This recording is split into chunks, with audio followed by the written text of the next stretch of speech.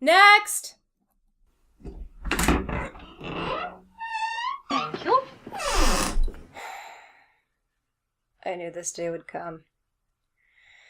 Take a seat, Mary Poppins.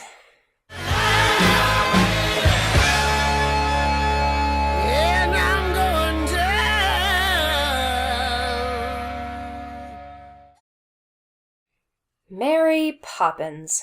Every schmuck on planet Earth knows who you are. Even some of the alien jellyfish floating in Jupiter's red spot know your name. Your movie is practically a family heirloom, prized by millions and passed down from parent to child several times already. Its memorable music won so many hearts that it's been performed on stage as a musical, even in small independent theaters. The world you came from will be remembered for countless generations in the pitiful monotony of human history. But I wonder how many people have stopped to question you, Mary Poppins. I mean just you, without having the warm, fuzzy wool of Disney magic pulled over their eyes. Ugh, where the fuck is my barf bucket? Anyway, I'll save you the same anxiety that everyone feels in your chair by telling you right away what a deeply stirring character you've been in this timeless classic. You're a Mary Sue douchefuck. You look confused. Alright, I'll explain. A character named Mary Sue was a parody created in snide retaliation to the John Freeman-esque Star Trek fanfics cascading from the skies like nuclear acid rain. And thus, it became a term that caught on faster than a Reddit meme. It's a character that's unrealistically powerful, loved, perfect, and worshipped by its creators, often a glorified self-insertion. The slang term, special snowflake, was gleaned from the delusion of perfect uniqueness that these self-entitled amateur circle rejects had. And your 50 shades of egogasm. So just how special are these little bastards? Come with me. Allow me to show you the current queue to my waiting room.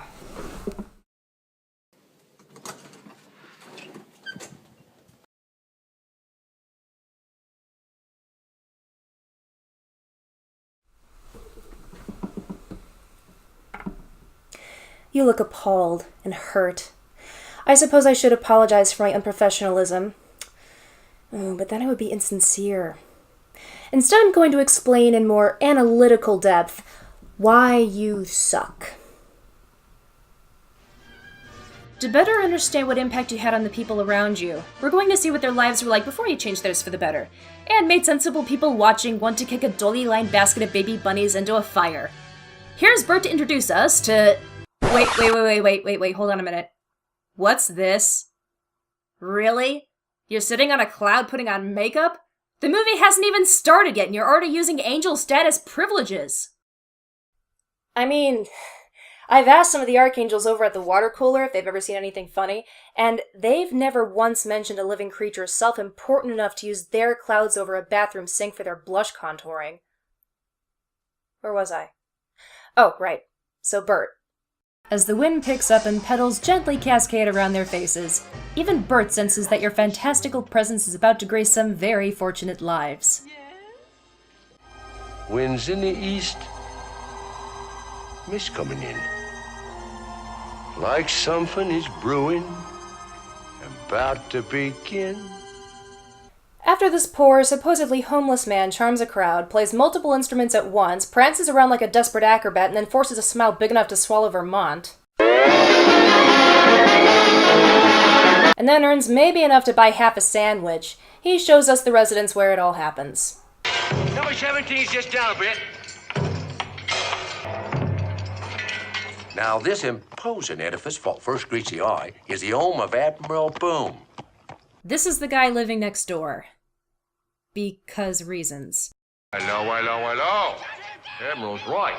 Heavy weather brewing at number 17 and no mistake. The domestic violence being implied in this whimsical children's film is over the current nanny. She lost the kids, again, and can't take any more of their hellish shenanigans. Meanwhile, the mother comes home, and we get to know what a fiercely devoted feminist she is. Though we adore men individually, we agree that as a group they're rather stupid. Hey, look! It's Tumblr before Tumblr! Oh, remember Admiral Boom? Ghosts, everyone!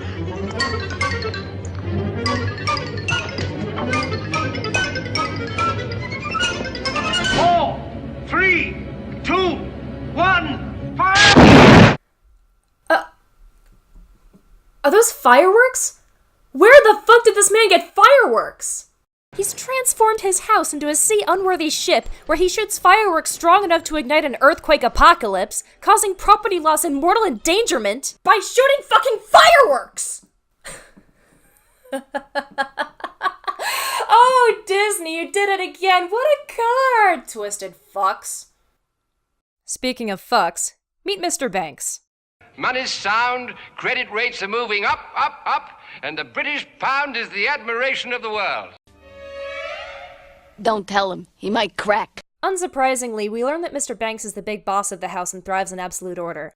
He's very proud of this.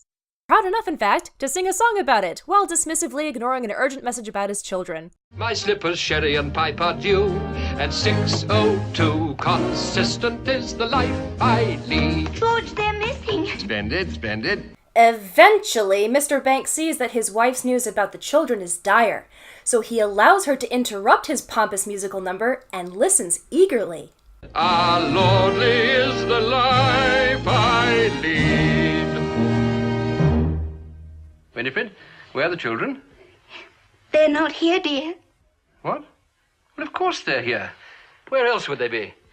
I don't know, George. You don't know? Well, they're missing. Sadly, it wasn't uncommon for couples to have children just to have heirs for their stuff. So there really must have been a need for miracle nannies during this time period, if parents wanted even a slim chance for these snot pickers to grow into decent adults.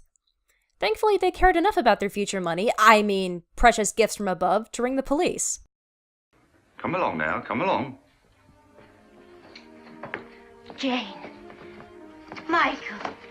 Winifred, please don't be emotional. His kids were lost in London.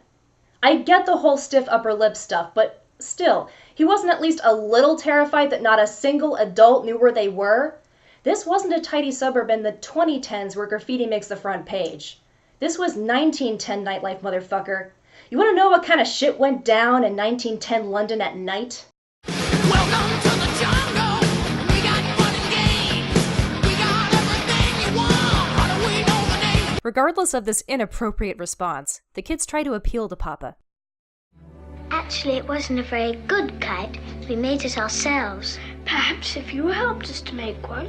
Ah, that's the ticket, sir. Kites are skittish things. Why, only last week with me own I'm youngsters. very grateful to you, Constable, for returning the children, and I'm sure that if you go to the kitchen, Cook will find you a plate of something. Thank you, sir. I shall now return to my duties. Thank you, Constable. Good night, miss. Good night, ma'am.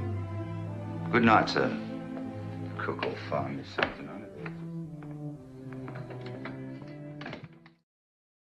Are these really the mischievous kids that made the nanny quit?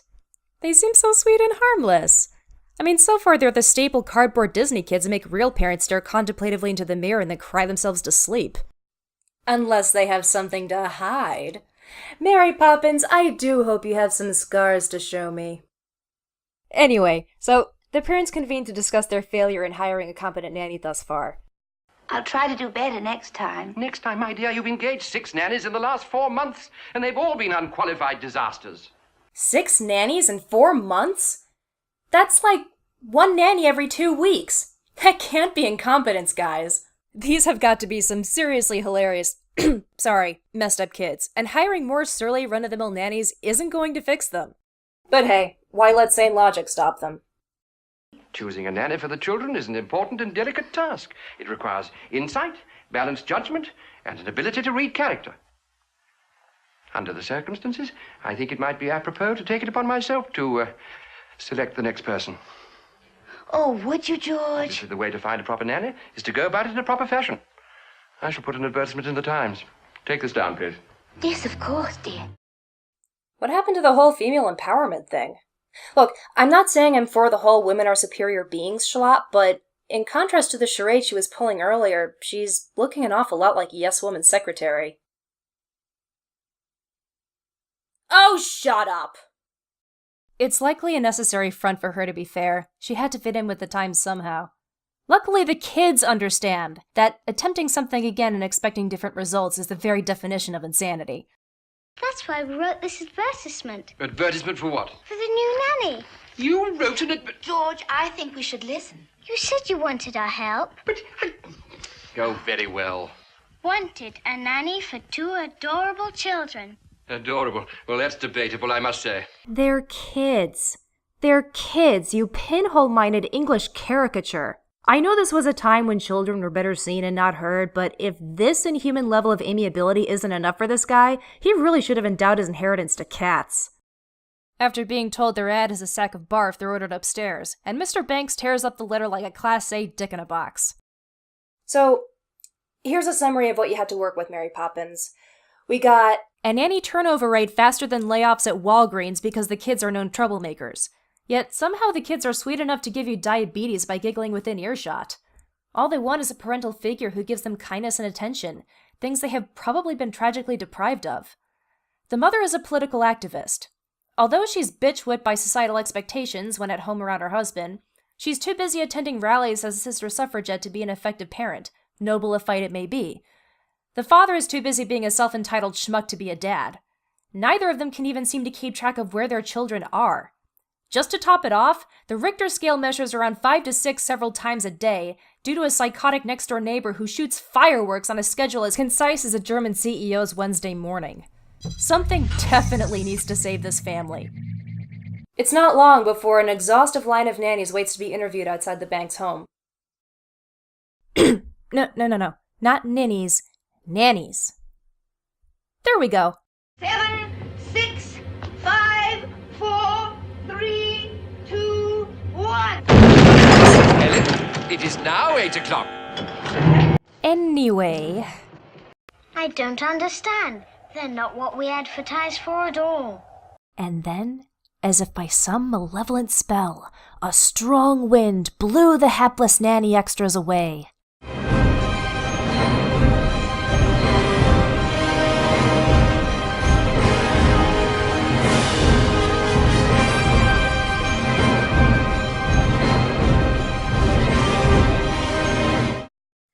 I agree, good sir. Afraid that they would not deem you competent, you, Mary Poppins, used black magic in the Muggle world to unfairly eliminate the competition. How did this go unpunished? You know what? Never mind, I'm overreacting. Those ladies look pretty sturdy. I mean, nannies are just like cats, right? It's a 10 foot fall. They're fine. Take a look!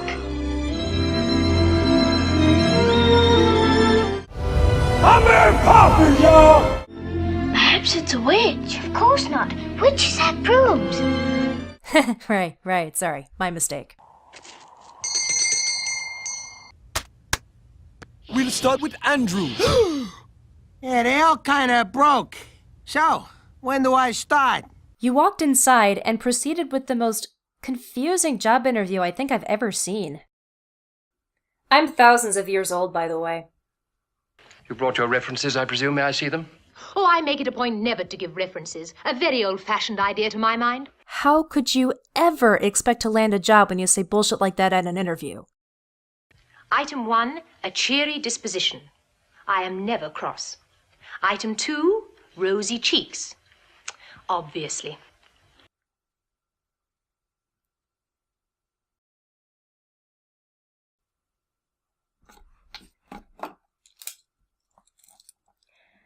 Hi, may I please have a 16-inch pizza with imported mozzarella, melted brie, Kalamata olives, garlic, onions, a Greek yogurt and olive oil blend drizzled on top, and ooh, let's get adventurous and add avocado. Oh, shut up, I'm the one judging here. At least I'm not ordering a threesome. Although... Anyway, to be fair, you chose the advertisement of the children over that of their woefully dickish father, and you took it seriously. That suggests concern for their well-being. One could argue that this makes you more of an inhumanly perfect angel, but I'm going to count this towards you being a good person. Throw it in there? Yeah. I beg your pardon, are you ill? I hope not. Now, about my wages. The reference here is very obscure. Very obscure. We must be very clear on that point, mustn't we? Yes, we must indeed. I shall require every second Tuesday off. Every Tuesday. On second thoughts, I believe a trial period would be wise.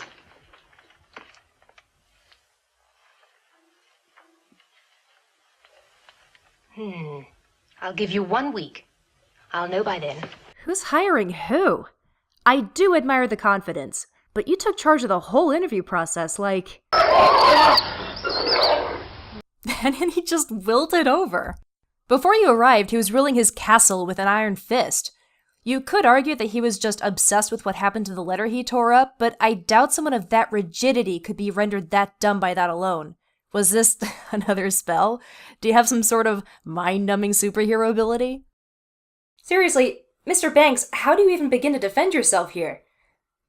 Well, it all happened rather quickly. I mean, Alright, so there's admirable confidence, and then there's just automatically assuming you got the job. Wow. Too entitled to climb the stairs like a normal person, apparently. What gives? Was that really necessary? Close your mouth, please, Michael. We are not a codfish. I'm afraid the nursery isn't very tidy. It is rather like a bear pit, isn't it? Item 4. You must be kind. I am kind, but extremely firm. Sorry, I think we may have a conflict of definition here. By firm, did you actually mean to say kind of rude? Or that your glutes are tight enough for a premium membership at a Santa Monica CrossFit? They showed you to your room and you decided to personalize your new living space. Well, first things first.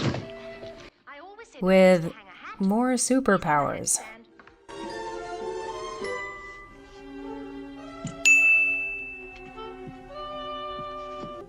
But there was nothing in it. Never judge things by their appearance. Even carpet bags. I'm sure I never do.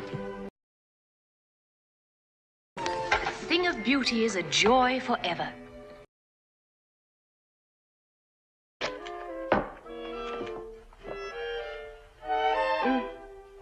Flawless. In one fell swoop, you managed to demonstrate hypocrisy, self-obsessed narcissism, and a staggeringly complex web of inconsistency in such a short amount of screen time. I am impressed. You won't like me when I'm impressed. Funny, I always carry it with me. It must be here somewhere. What? My tape measure. What do you want it for? I want to see how you two measure up. How they what now? Head up, Michael. Don't slouch. Just as I thought. Extremely stubborn and suspicious. I am not. See for yourself. Extremely stubborn and suspicious. Now you, Jane. Rather inclined to giggle doesn't put things away. How about you? Very well. Hold this for me.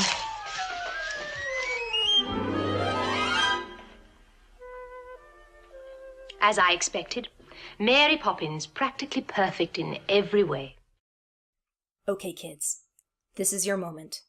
Your time has come to show this condescending, powder-nosed cream fuck who clearly hates short people what you're made of. Put toots in your bed, or pepper in your tea. Hell yeah! Do it! Make her life a shithole! Tell her what you think of her ego-bursting measure tape of lies and piss on it! Mary Poppins, is that your name? It's lovely. Fury, confusion, hatred, fragments of faith, vaporizing before my eyes. Let's tidy up the nursery. It is a game, isn't it, Mary Poppins? Well, it depends on your point of view. You see, in every job that must be done, there is an element of fun. You find the fun, and snap! The job's a game. Okay, you know what? That's fair. That's a good lesson to teach the kids. And you use positive reinforcement to teach it. You seem to have a cold disposition before, but maybe there is a kid-friendly element of fun in you yet. Let's see how you teach these kids how to make responsibility a well-earned habit. Though quite intent in his pursuit, he has a merry tune to toot. He knows a song will move the job along.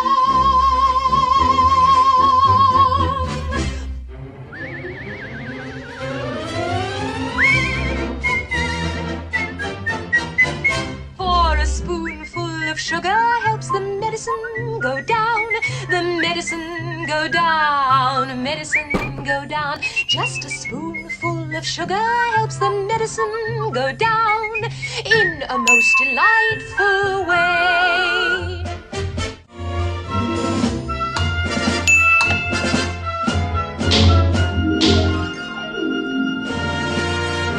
Wait, how does that teach them?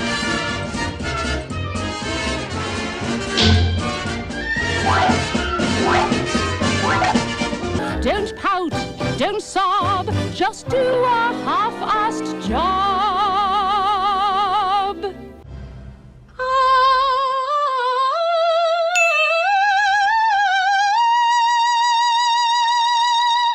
Cheeky. The truth hurts, sweetheart.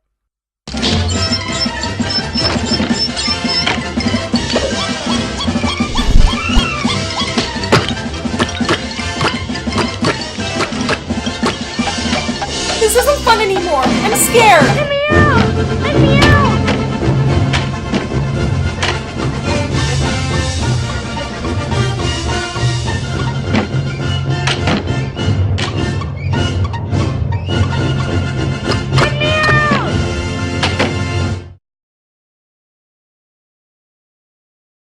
Come along, please.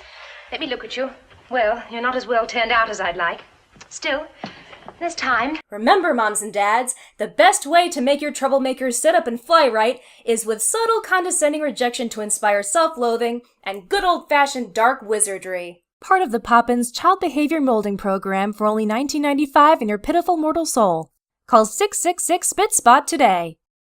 After another needlessly esteemed squashing comment and teaching the kids the value of not putting things away, you teach them the value of not practicing basic exercise. In the most delightful way.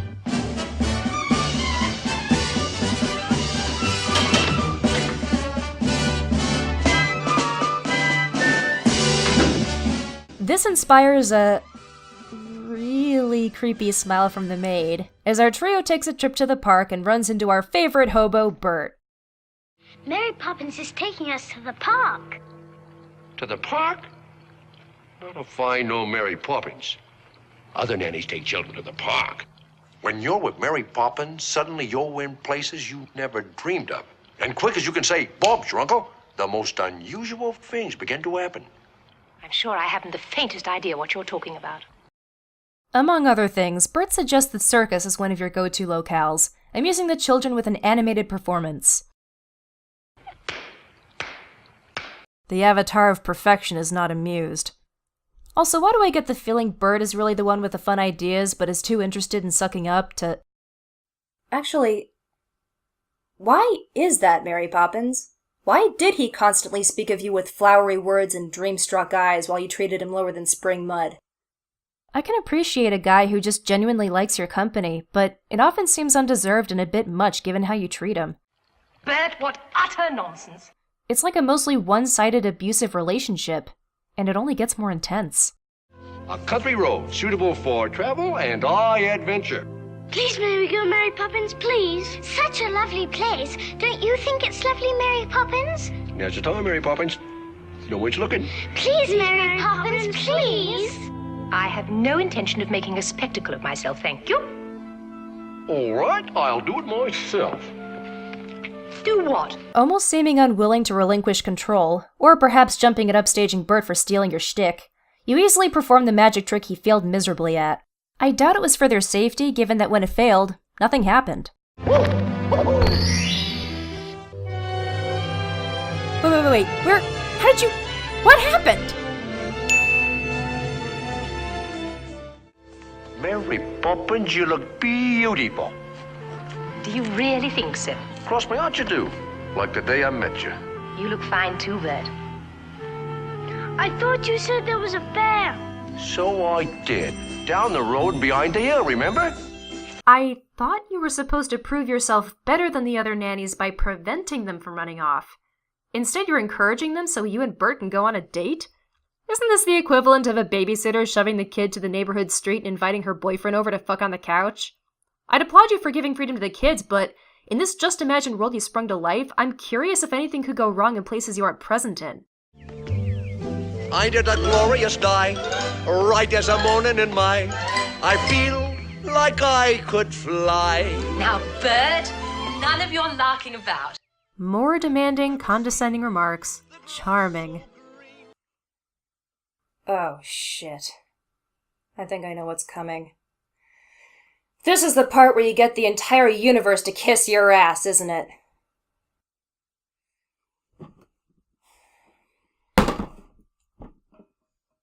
Okay. I'm ready. Bring it. Oh, it's a jolly holiday with Mary. Mary makes your heart so light. You haven't changed a bit, have you? When the day is grey and ordinary, Mary makes the sun shine bright. Oh, honestly. Oh, happiness is blooming all around her. The daffodils are smiling at the dove. When Mary holds your hand, you feel so grand. Your heart starts beating like a big brass band. You are lightheaded. It's a jolly holiday with Mary. No wonder that it's Mary that we love.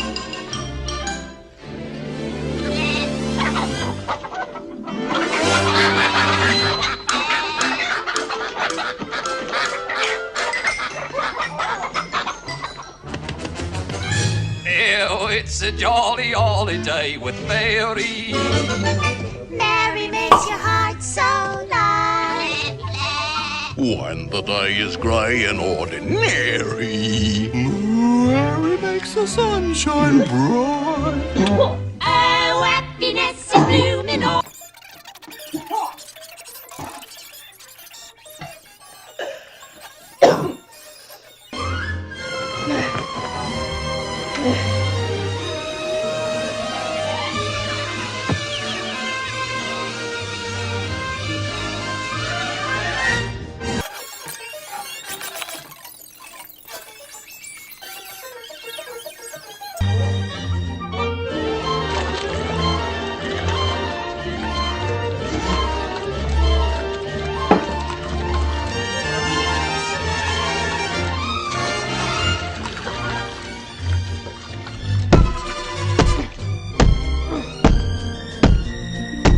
Thank you. Our pleasure, Mary Poppins.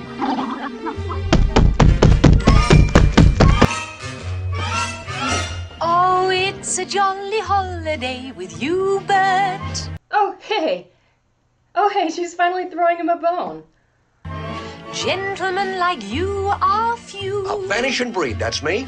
Though you're just a diamond in the rough, Bert, underneath your blood is blue. Common knowledge. You'd never think of pressing your advantage. Forbearance is the hallmark of your creed. True. A lady needn't fear when you are near. Your sweet gentility is crystal clear. Oh, it's a jolly holiday with you, Bert. A jolly, jolly holiday with you.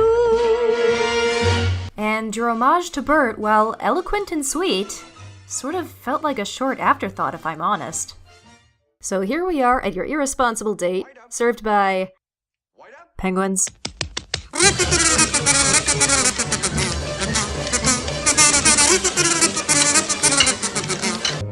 Now then, what'd be nice? We'll start with raspberry ice, and then some cakes and tea.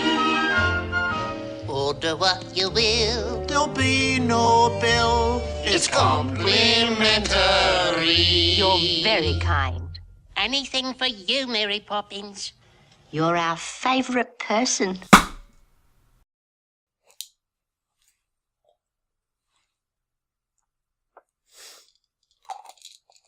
Right you are. It's true that Mavis and Sybil have ways that are winning, and Prudence and Gwendolyn set you out spinning. Phoebe delightful, Maud is disarming. Janice? Felicia. Lydia? Charming, Cynthia's dashing, Vivian sweet, Stephanie smashing, Priscilla a treat. Veronica. Millicent. Agnes. And Jane. Convivial company, diamond again. Dorcas and Phyllis and Glynis are sorts. I'll agree with 3 jolly good sports, but cream of the crop, dip at the top. It's Mary Poppins, and there we stop.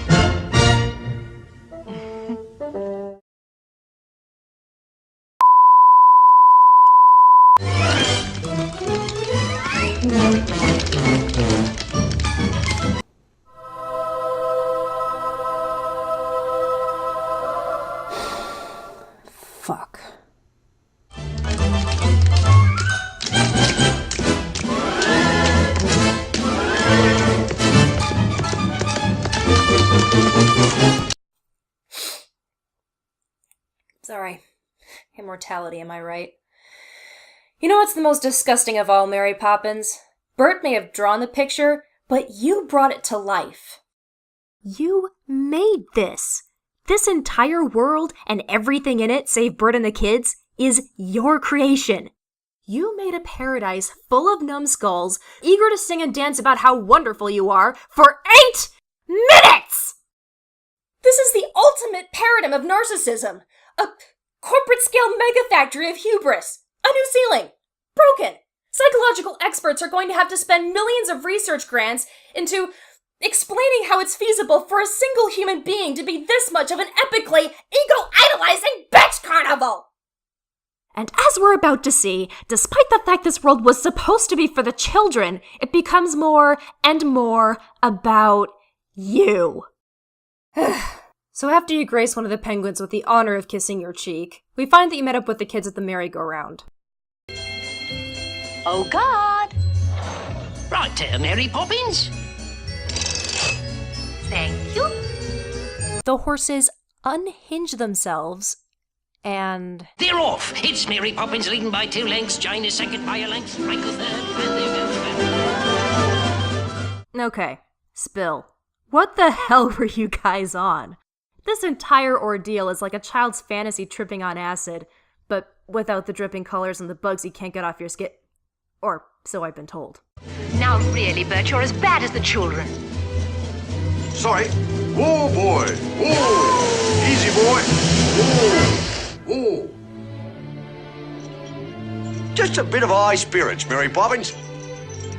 Please control yourself. We are not on a race course. Yes, precisely why we sped away from the man who assumed the role of a race announcer. How dare you succeed at being better than me at something?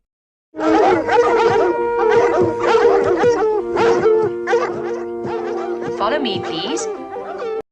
Wait. Stop. Hold it. Look at your horse for a second. Seriously, look at it. Even your spray-painted horse looks gorgeous, pompous, and smug. It's like a contagion. Following a pointless 2-minute chase sequence, you land yourself in a real horse race. Unregistered, untrained, and with a merry-go-round horse that causes self-imposed friction by dragging into the ground. And you're beating them easily, of course. Do I even need to point this out anymore?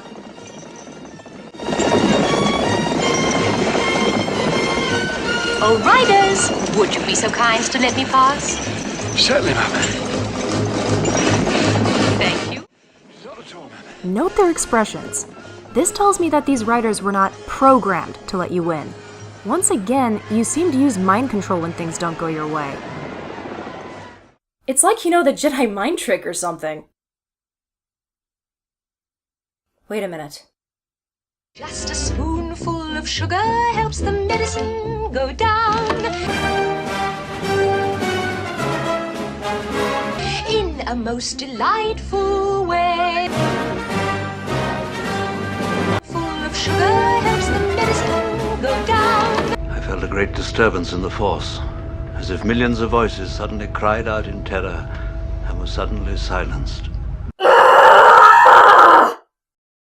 It goes without saying that you won the race and everyone there cheered and fawned and ass-worshipped like they were each getting paid with Bill Gates' yearly salary for every 2 minutes this pretentious acid trip was filmed. This was followed up with a famous musical number, one that gives the illusion that you're fun and excitable. It did entertain. Considering your previous behavior, I can't help but believe this was only to show yourself off. It was a refreshing change of pace regardless.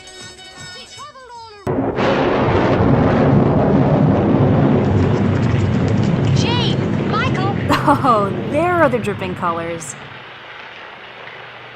Stay close now. Oh, Bert, all your fine drawings. Well, there's more where they came from. Wait, what happened to all those people? All those talking animals. The ones you brought to life in the painting now smearing in the rain. Were they real? Are they dying? Lucky bastards. Was their whole reason for existence solely to reassure your planet-sized ego? I know this is dark, but I'm a character judge. Those poor schlemiels are all gonna end up here at some point. Hello, ground. Come along, children. Bye, Ben. Bye-bye. And why are you letting your date just stay in the rain? I understand you probably can't invite him for dinner at a house that isn't yours, but you couldn't at least escort the man in his undying devotion to you somewhere warm and dry? Not that I should be surprised by now. Do we have to, Mary Poppins? People who get their feet wet must learn to take their medicine. I don't want it. I'm not.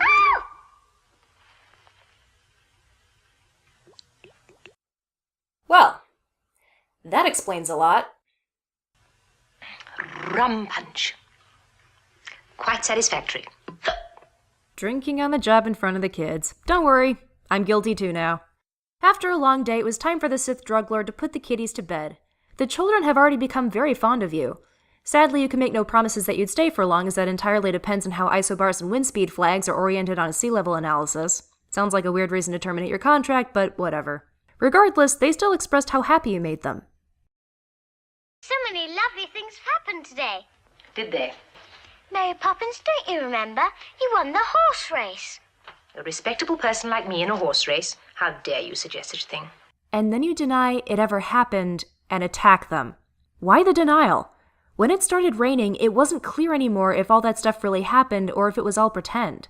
And if the kids ever talked about it to adults, they would probably assume the latter. If you're so worried about it, why not be frank with them and explain why they should avoid talking about it instead of invalidating their real experiences? But I saw you do it. Now, not another word or I shall have to summon a policeman. Is that clear? What? What? Okay, I'm not sure what else I can really... So moving on. Yet again, you use your dark mind tricks, but for good this time, as you use reverse psychology to lull the kids to sleep. Stay awake, don't rest your head. Don't lie down upon your bed. You know what movie you would have been absolutely vicious in, come to think of it? Stay awake, don't nod, and dream.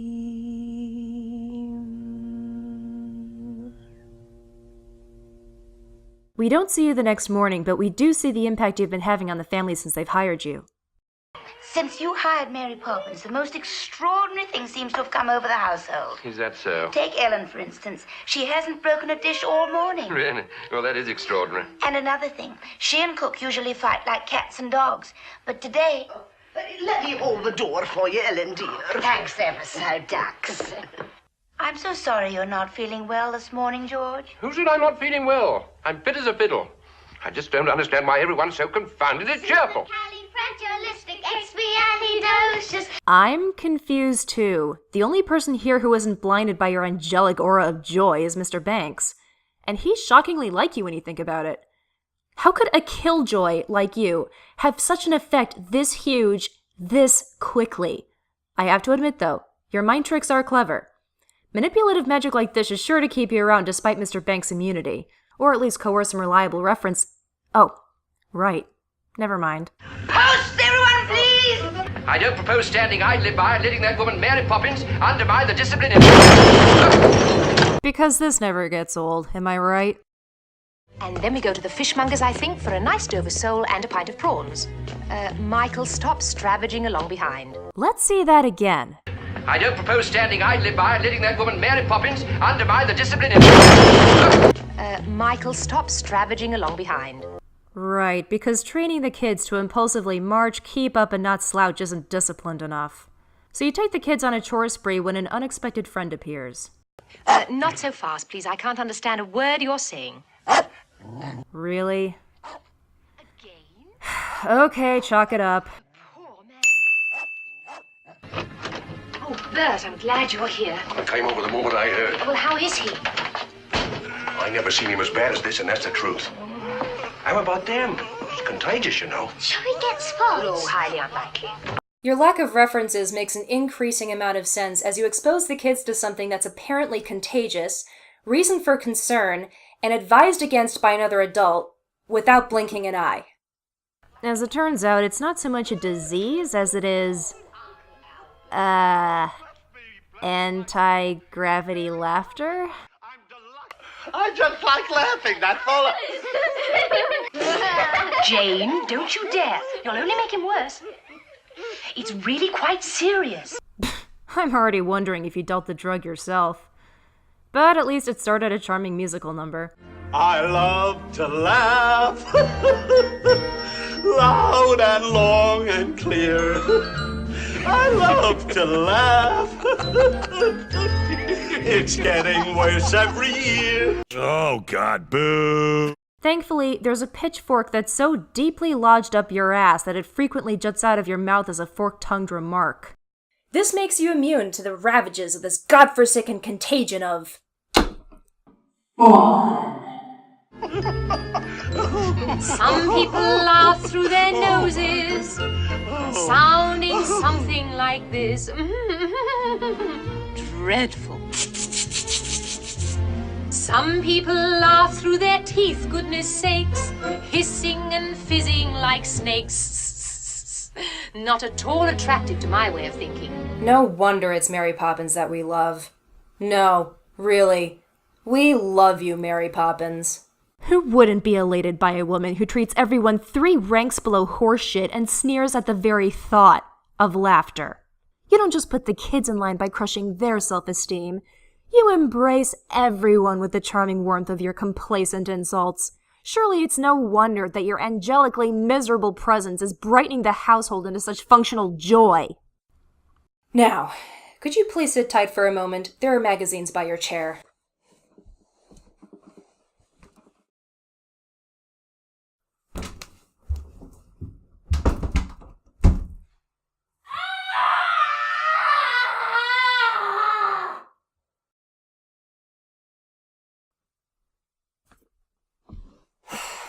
Alright, I'm back.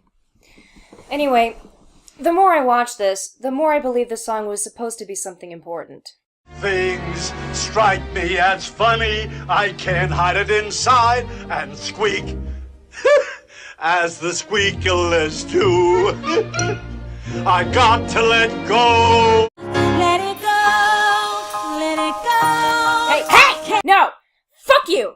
They've been playing it in the lounge every other day for the last 3 years! Fuck off! As I was saying, lifting off the ground seems like symbolism for a truly happy state of mind. And what do you do when the kids prepare for takeoff? Whoops, don't you two start. Come back down here. You grab their ankles and yank them back down to a state of everyday monotony. Look, I get it if you think I'm misinterpreting or maybe reading too far into this, but just hold that thought. We'll get back to it later. Eventually, the children escape your grasp and actually have a good time. He's got a nice cushy job in a watch factory.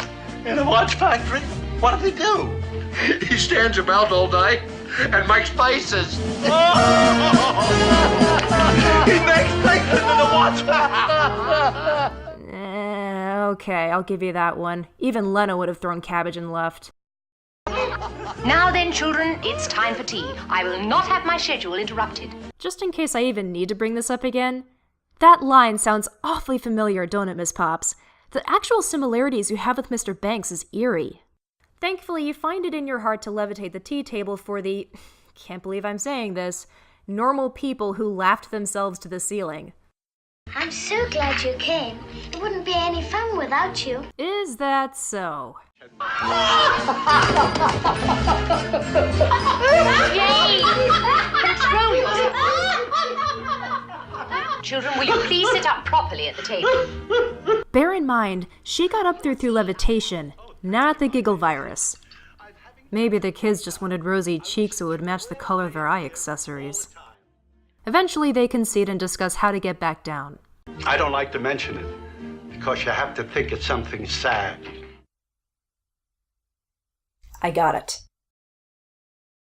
Oh, that is sad. Oh, that's sad. That's the saddest thing I ever heard. And so everyone fell to the floor in despair, just like the millions of people who wouldn't get their $12 back, and Mary Poppins and the children returned home.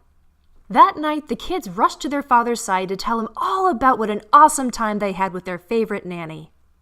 Oh, children, please be quiet. Mary Poppins says if we're good, she'll take us there again. Oh, Mary Poppins said that, did she? Will you please return to your room? And Mary Poppins, will you be kind enough to come with me? As you wish. Oh, looks like your shenanigans have gotten you into trouble, I guess.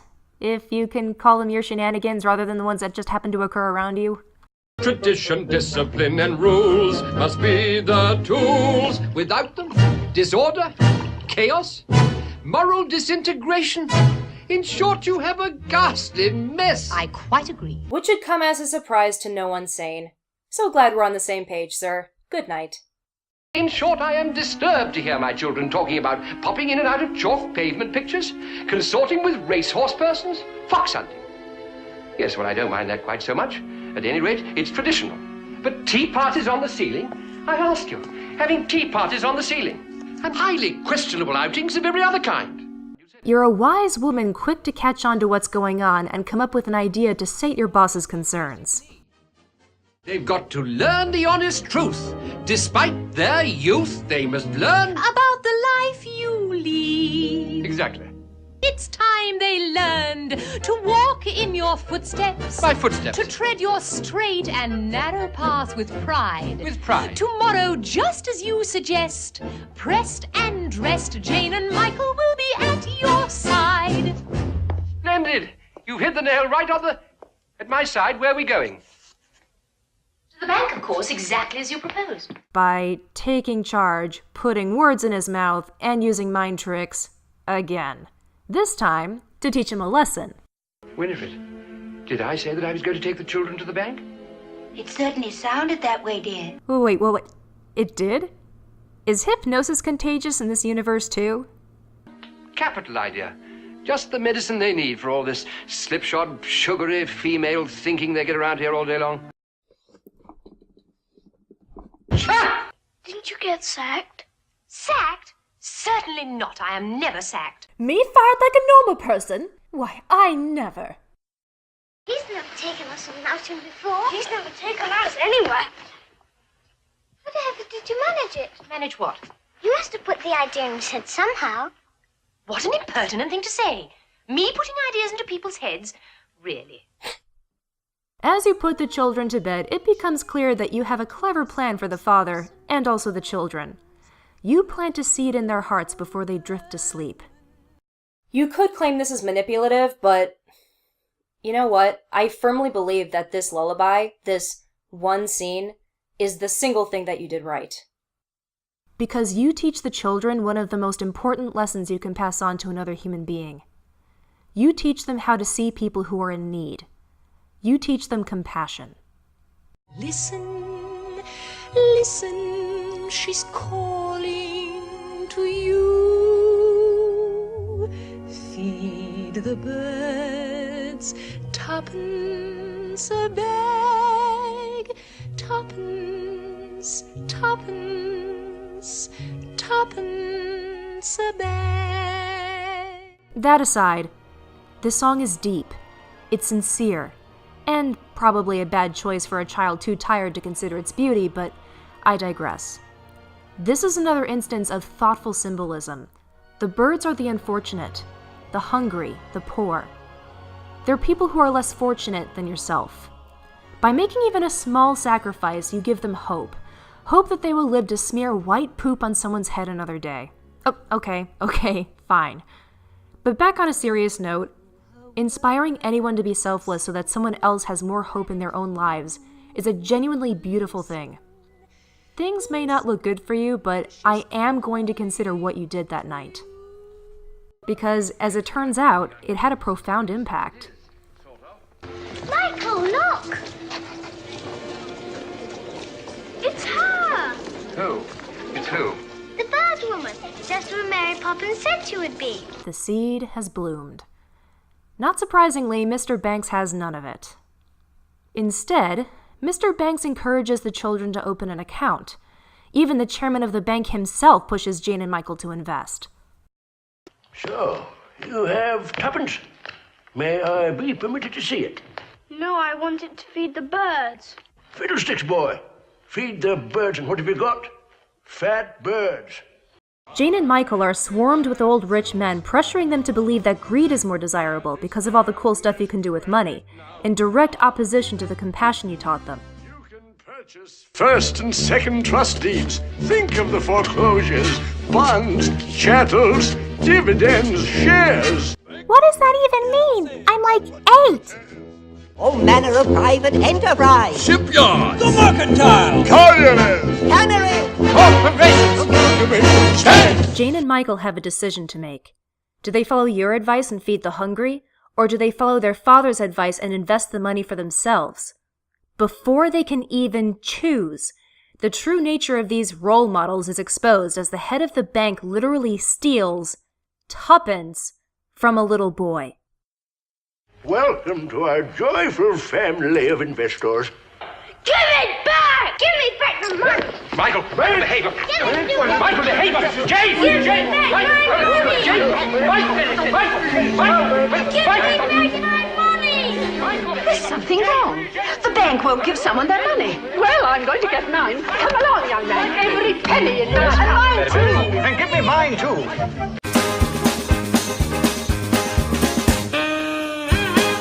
Is this what you had in mind, Poppins? I mean, it's been established that you have otherworldly powers that can manipulate the world around you and multiplies nonsensically all the time, and that you set this whole outing up yourself. Were you using your mind powers to teach an important lesson to Jane, Michael, and Mr. Banks? Or was bringing down an entire bank causing panic among innocent strangers with families who are dependent on this money to live, and setting an economical collapse in motion, an anticipated side effect? Maybe these assholes in suits had it coming, but the chairman says it himself earlier. When falls the banks of England, England is fucked. Then the children make a run for it as usual.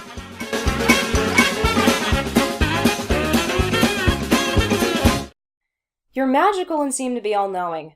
Considering all the powers that you've exhibited so far, I find it really hard to believe that you couldn't have known anything about this. Especially if there's so much commotion that's no further than early 20th century commuting distance. But you're nowhere to be found as the children are lost and alone in the wilds of downtown London. A trackless jungle. Welcome to the jungle. We got fun and games.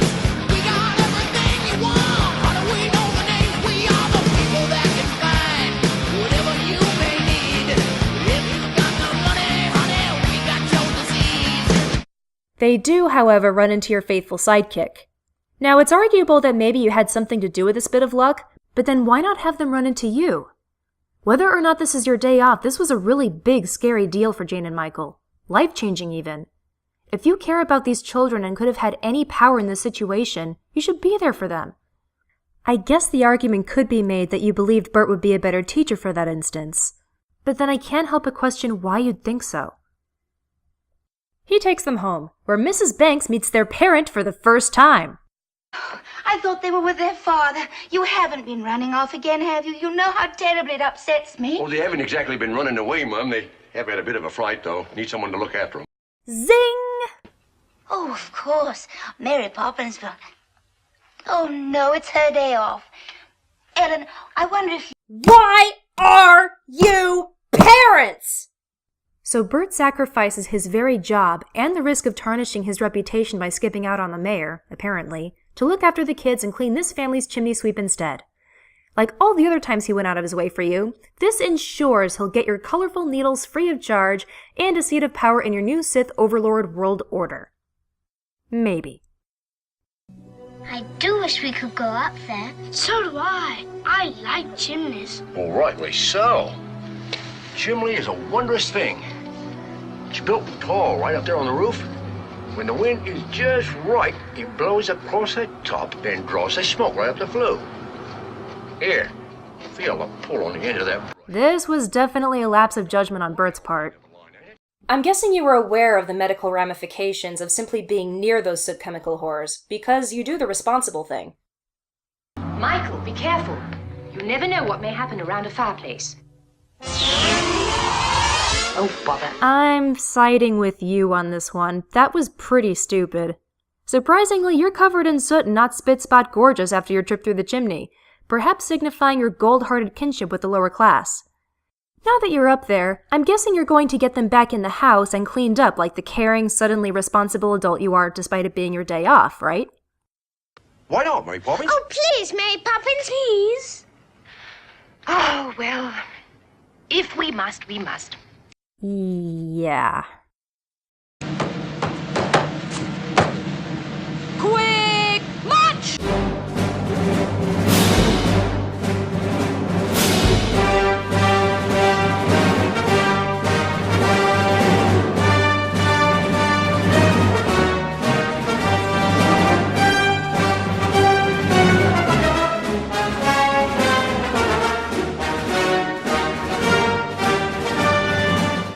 You are a vast, thriving wonderland of contradiction.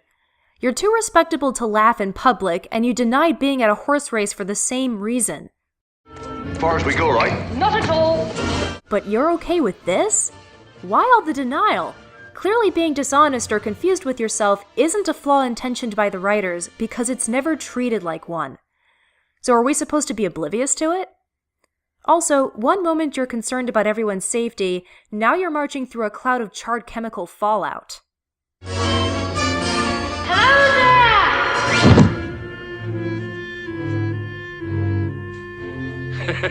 It's just good, clean soot, Michael. Not to mention the great smog of the 1950s 4 decades later. Incidentally, that happened 10 years or so before this movie was made.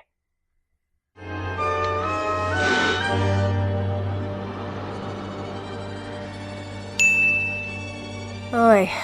Well, at least you're embracing stairs now. What did I tell you? There's the whole world at your feet.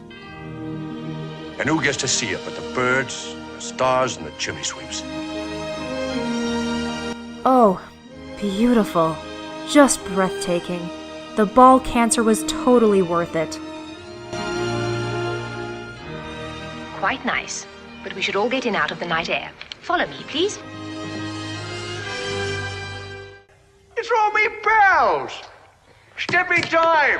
Stepping time! Stepping time! Stepping time! Stepping time! Stepping time! Stepping time! Another musical number! Okay, we can stay in this coal tar long enough for one of those.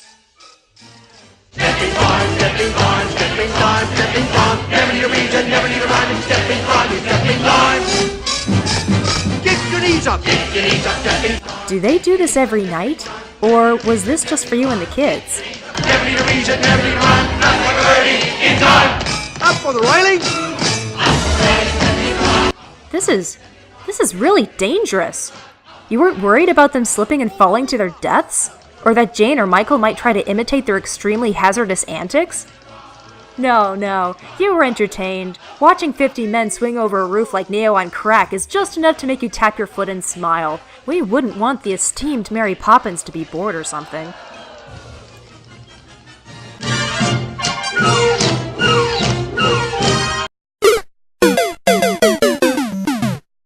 Not surprisingly, it isn't long before you become the star of the show. Ain't she marvelous? Ain't she beautiful? Lovely, tell you, Mum. Hello. Hi, Mary.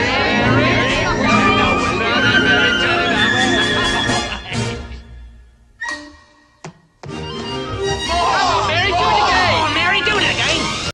Oh yes, Mary Poppins, do it again!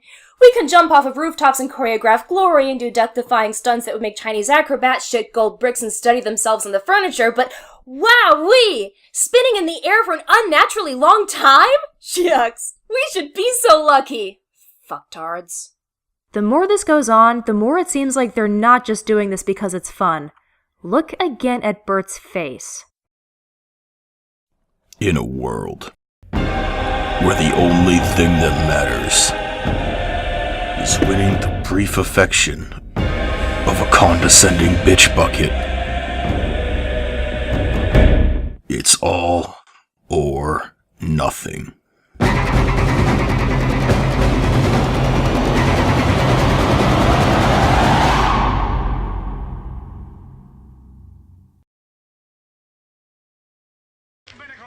Oh, I have never been so happy to see you.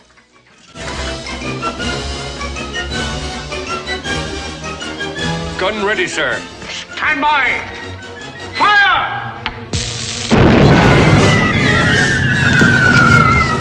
Unlike your practically imperfect counterparts, you don't need to roll a dodge check, and you know it.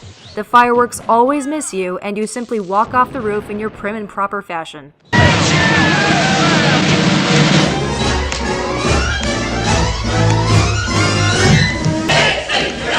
What's all this? What's all this? Bert. Thankfully, you have the sense to know that it's time for Bert's friends to leave and give the nod. Understandably, Mr. Banks is absolutely furious. Just a moment. Mary Poppins, what is the meaning of this outrage? I beg your pardon? Will you be good enough to explain all this?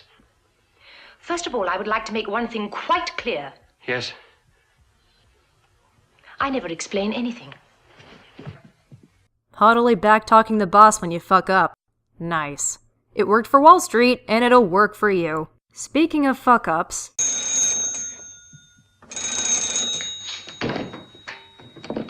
Yes, Banks here. Mr. Dawes, I'm most dreadfully sorry, sir, about what happened to the bank today. I can assure you that... Tonight, sir? Yes, Banks. We'll expect you at 9 o'clock precisely. Without fail. Without fail.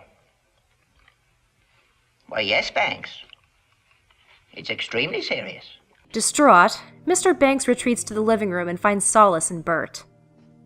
My world was calm, well-ordered, exemplary.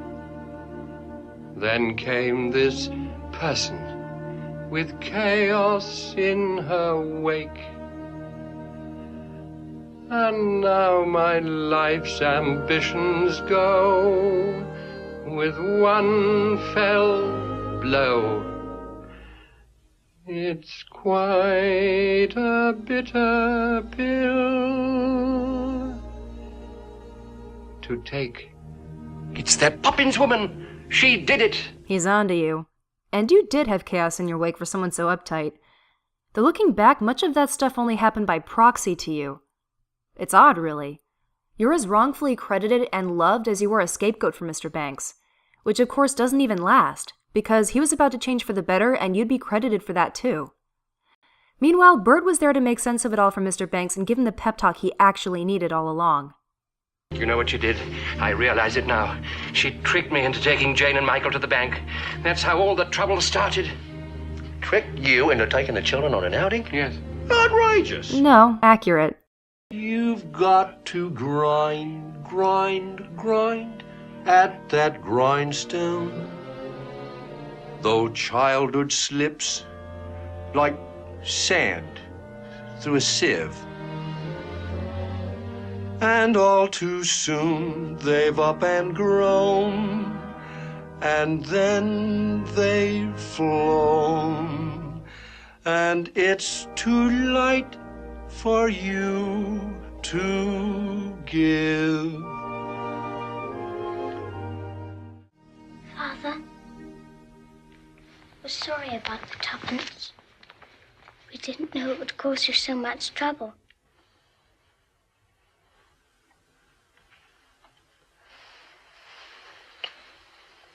Here, Father, you can have the tuppence.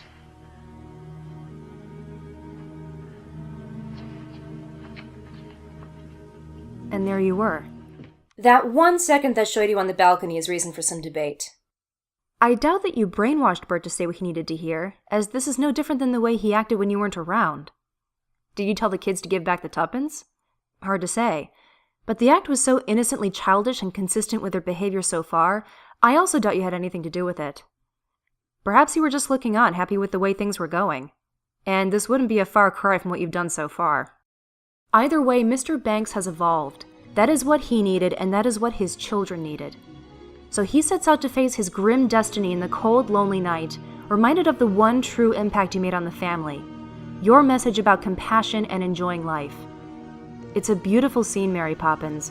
It's a scene about the powerful growth of a character, an excellent form from which you really could have learned a thing or two. even as an intended mentor archetype.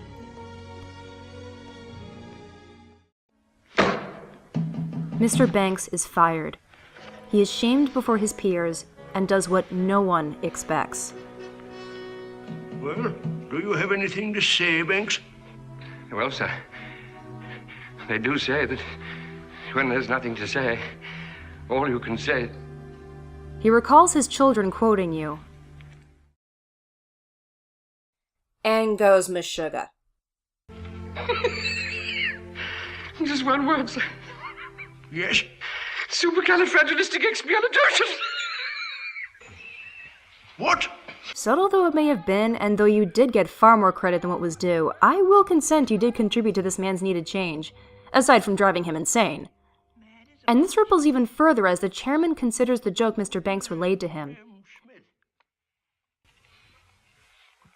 A wooden leg named Smith. A wooden...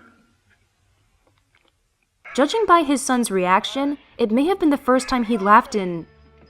years. Other than the implication of death, consider the same symbolism they used at Uncle Albert's. The chairman is suddenly happy, and all the other bankers are desperately trying to get him back down. But also consider where you were in that scene. The movie seems to argue that you spread happiness even beyond Mr. Banks, but at Uncle Albert's, you were the bankers.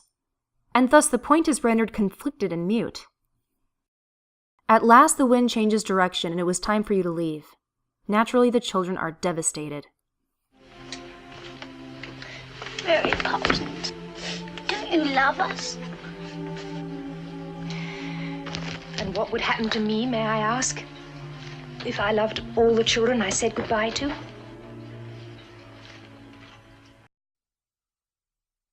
You! Of all the unnecessarily harsh, selfish insults and heart-crushing acts you've committed against these children, this is the worst. Easily.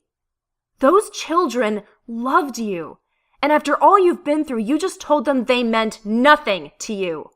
What part of your brain told you that would be a good response? Your father's calling you. It doesn't sound like Father. Jane! Michael! Run along, Spitspot.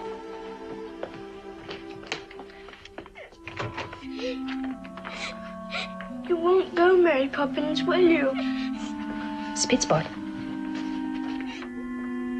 Why didn't you at least...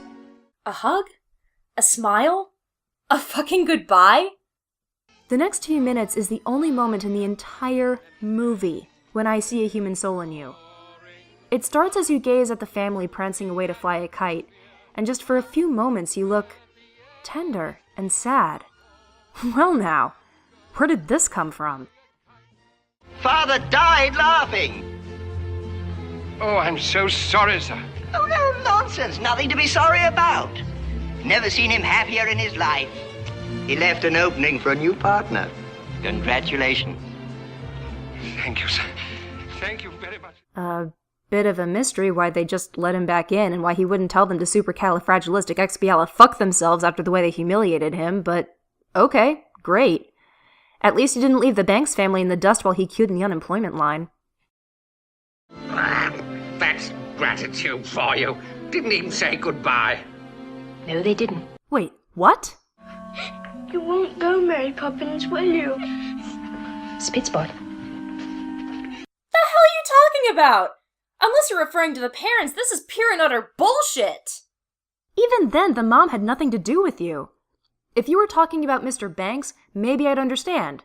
But you used the word they, plural. The children certainly didn't neglect to say goodbye to you. You pushed them away. Very cruelly, might I add. Look at them. You know, they think more of their father than they do of you. That's as it should be. Well, don't you care? Practically perfect people never permit sentiment to muddle their thinking. Is that so? Well, I'll tell you one thing, Mary Poppins. You don't fool me a bit. Oh, really? Yes, really. I know exactly how you feel about these children, and if you think I'm going to keep my mouth shut any longer, That will be quite enough of that, thank you. Whoops! Human soul was showing. That's better.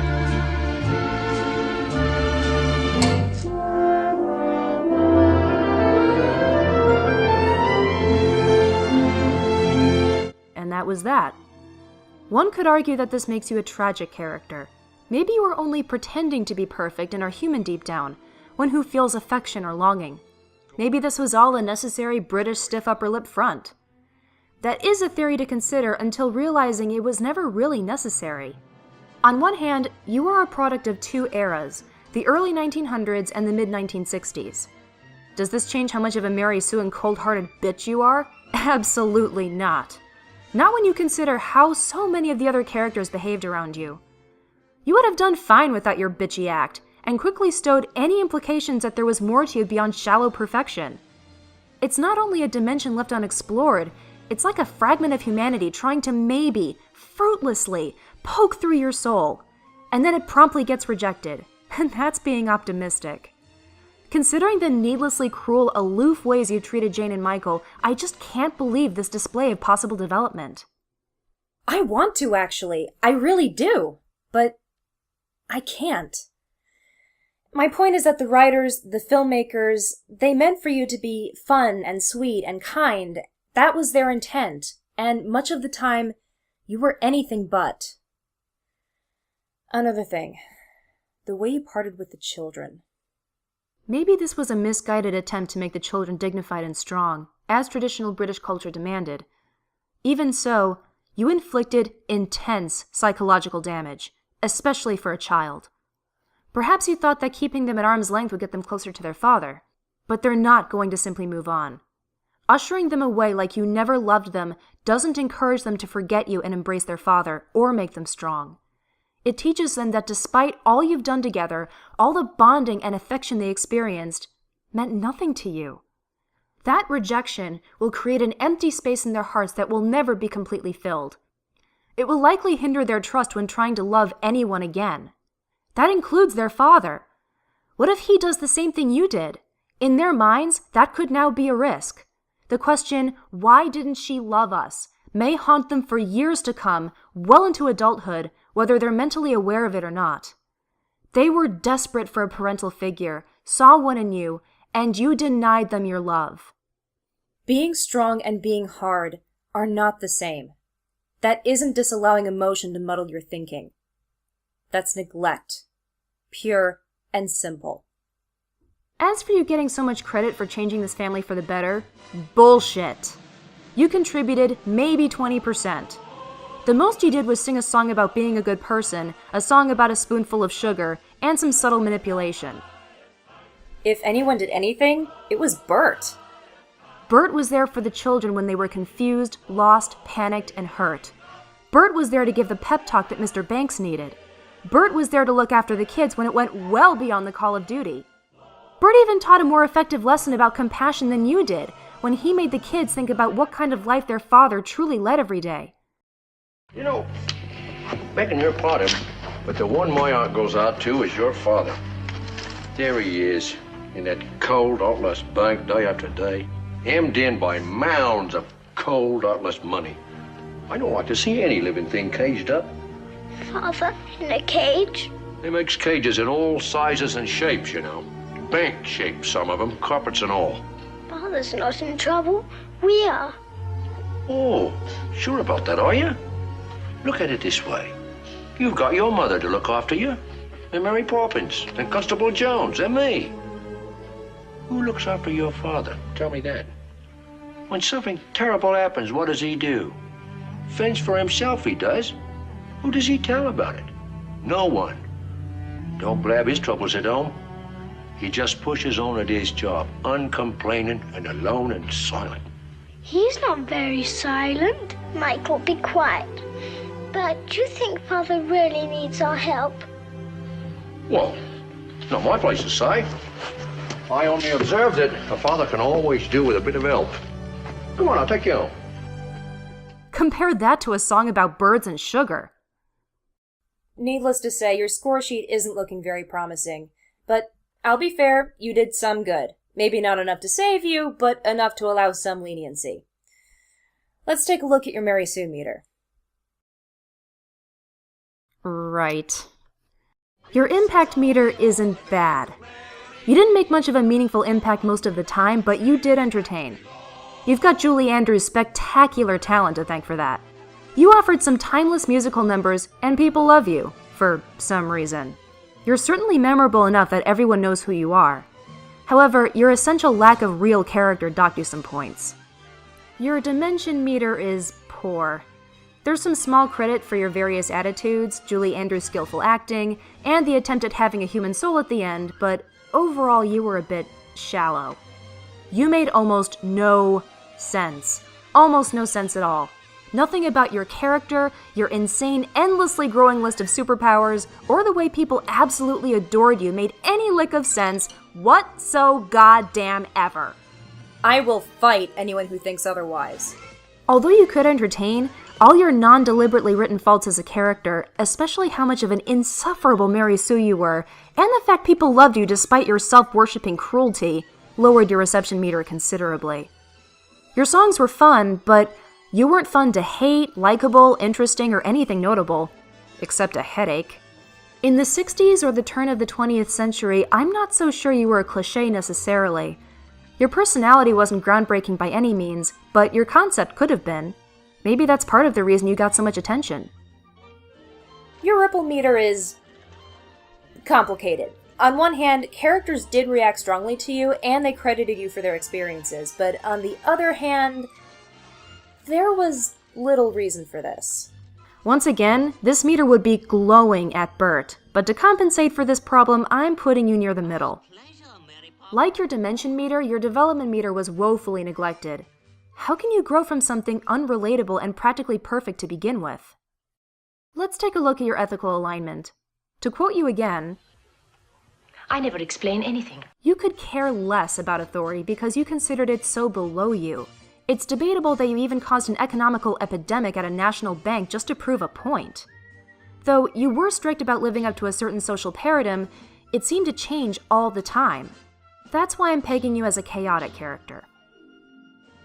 There are some implications you could secretly be evil, but that's not the way you were being portrayed. You even do a fair amount of good. Your main motivation seems to be inflating your ego, despite the movie desperately trying to suggest your motivation is to be a loving mentor. I'll point out that you often seem to care more about people kissing your ass than you care about being sincerely good. There were considerable exceptions, however. This is a dicey call, because how you came off was usually in conflict with how you were intended to come off. I'm going to go off of what I saw rather than how you were intended and put you at chaotic neutral, while gravitating towards chaotic good. You're near the border. Your purpose in the plot was not a mentor, as you were intended to be much of the time. Bert assumed that role. You weren't quite the protagonist. I would argue that role was swapped between the children and Mr. Banks. To be honest, considering what you were really responsible for in this story, this seems like the most accurate description to me. It all makes sense, though, if you watch Saving Mr. Banks. Do you remember what I said earlier about authors of Mary Sue's and their glorified self-insertions? And we'll get you a photograph of 50 Smith Street in order to see that the house is really quite like that, but it has more of a garden than my house has. But it might be useful and amusing to put it in as my house. See? Upstairs to the nursery, where Mary is measuring up the children with her long roll of tape measure. Mary reads off the tape that Jane is... first she says, what kind of material have we got to work with? No, that we cannot have. That would be quite un-English. Mrs. Ferrer, basically what we want to do here is use pretty much what you have in the book. Yes. Now, I want this tape measure to be used because it was a tape measure that my mother had when she was a little girl. And I think it would be very nice. Yeah. It's implied here that she made an idolized, glorified fan character of herself in her own story, whose heart she commanded by holding a gun to its head. Thank the gods we've learned from this blatantly available wisdom and prevented future writers from doing anything stupid like this in the future. So that just leaves the question of what to do with you. Look, Mary Poppins, let's be real here. You were a volcanic mess. You were a glory-seeking, overhyped Mount Vesuvius of bullshit. But there were a few things about you that weren't as terrible, like your songs, your implied message about finding enjoyment in your day-to-day, and your statement about compassion, which was a lesson you never quite seemed to honor yourself. Still, because of this, I'll show you a little bit of mercy. I'm going to reincarnate you for a chance to redeem yourself in another movie. Until then, your punishment will be forced employment as a nanny in a mansion filled with Mary Sue fan characters that easily rival, if not surpass, your miserable special snowflake existence. I'll just cross out a fraction of your sentence, and that should accommodate for the measure of potential that you might have had.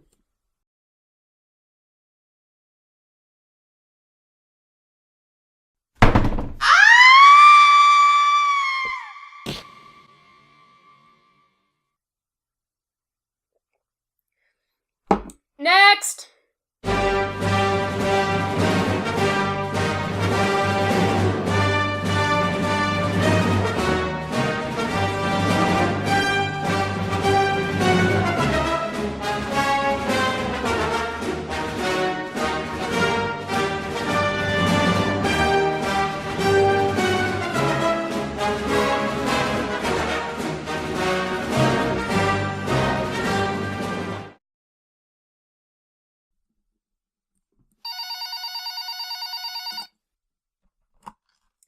Talk to me.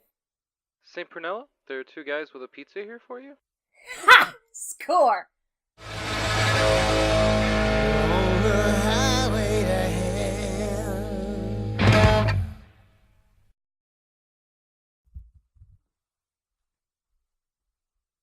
She's a nice girl, isn't she? She's on vacation. I'm going to tidy up a little bit. Back from the gym, huh? Not bad? You like my new contact lenses? I can't find my glasses, so I use my contact lenses.